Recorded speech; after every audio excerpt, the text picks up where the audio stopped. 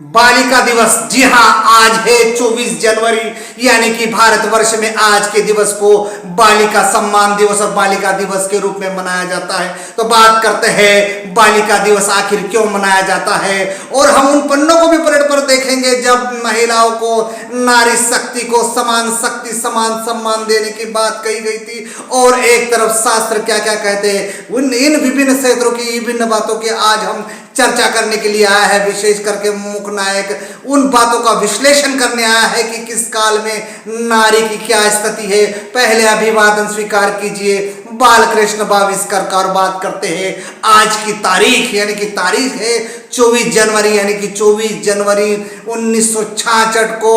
भारत के इतिहास में एक अक्षर, एक पंक्ति सवर्ण अक्षरों में लिखी गई, और वो पंक्ति थी 24 जनवरी 1966 को, क्योंकि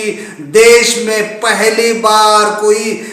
महिला सर्वोच्च पद पर पहुंची थी, और वो सर्वोच्च पद था प्रधानमंत्री का। और इस देश की पहली महिला प्रधानमंत्री का गौरव हासिल करने का जो अवसर प्राप्त हुआ था वो थी स्वर्गीय इंदिरा गांधी। जी हाँ, इस देश की पहली महिला प्रधानमंत्री इंदिरा गांधी इस दिवस को देश की पहली प्रधानमंत्री बनी थी। निश्चित ही नारी जगत के लिए गौरवान्वित और सम्मानित करने वाला विषय है, लेकिन इतिहास में भी लेकर जाएगा मुख्य नायक आपको, और इतिहास के पन्नों में ये दर्ज है कि जब जब भी नारी पर अन्याय और अत्याचार हुए तो वो कभी दुर्गा या कभी काली बनकर सामने आई। लेकिन प्रागैतिहासिक काल की बात करें, यदि उन दंत कथाओं की बात करें जिनके तथ्य हमें यह दिखाते हैं कि इस देश के पूजनीय लोगों ने भी, पूजनीय संत महात्माओं ने भी जो टिप्पणी की है, जो तल्ख टिप्पणियां की थी, आज भी मानव जाति को झकझोर देने का काम करती है, और मनुष्य के हृदय में सीधे बाण की तरह काम करती है। उन शब्द भेदी बाणों को आज खुलासा करने के लिए आया है मुख्य नायक, क्योंकि मुख्य नायक निर्भीकता से बात करता है, और मुख्य नायक ने यह भी कहा है कि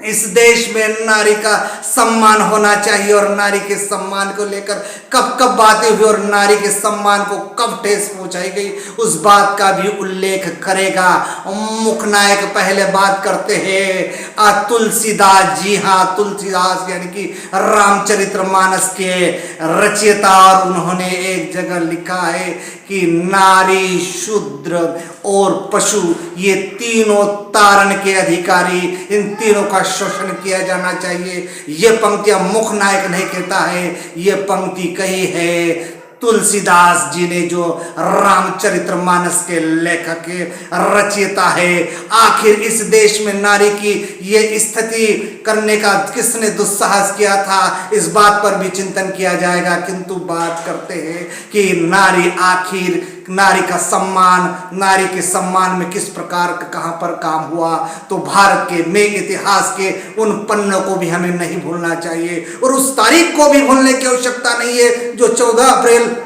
1851 में मध्य प्रदेश में लिखी गई थी, और वो तारीख थी डॉक्टर बाबा साहब भीमराव अंबेडकर की जन्म। और उन्होंने देखा कि इस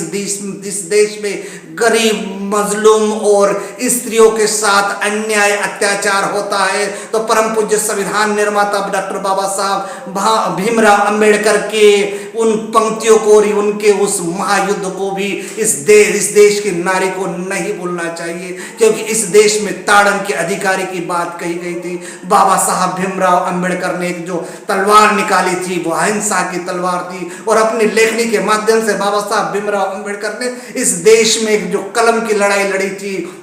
उसमें उन्होंने कहा था कि हिंदू कोड बिल, जी हाँ, ये वही हिंदू कोड बिल है जिसको लागू करने के लिए परम पूज्य डॉक्टर बाबा साहब भीमराव अंबेडकर ने कानून मंत्री जैसे बड़े से बड़े पद पर इस्तीफा दिया, और उन्होंने कहा कि हिंदू कोड बिल यानी कि इस देश की सारी नारी शक्तियां, वो सारी महिलाएं जो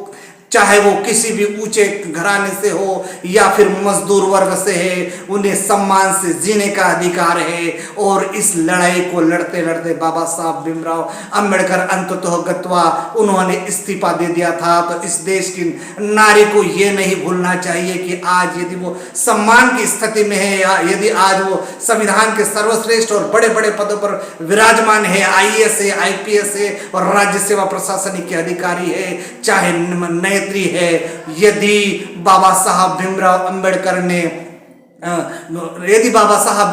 अंबेडकर ने उनके लिए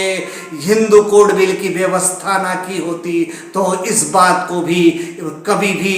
भूलना नहीं चाहिए। बहरहाल इस तारीख की शुरुआत यानी यह दिवस बालिका दिवस मनाने की शुरुआत 2008 में की गई थी और 2015 में इसमें एक नवाचार किया गया और 2015 के बाद महिला बाल विकास मंत्रालय द्वारा प्रतिवर्ष 24 तारीख को ये बालिका दिवस मनाया जाता है। इसलिए मनुष्य ने जितने भी इस देश में काम किए हैं उसमें बालिकाओं का सम्मान की बात करना चाहिए और बालिका सम्मान के इस दिवस को सार्थक तभी सिद्ध किया जा सकता है जब कोई बालिका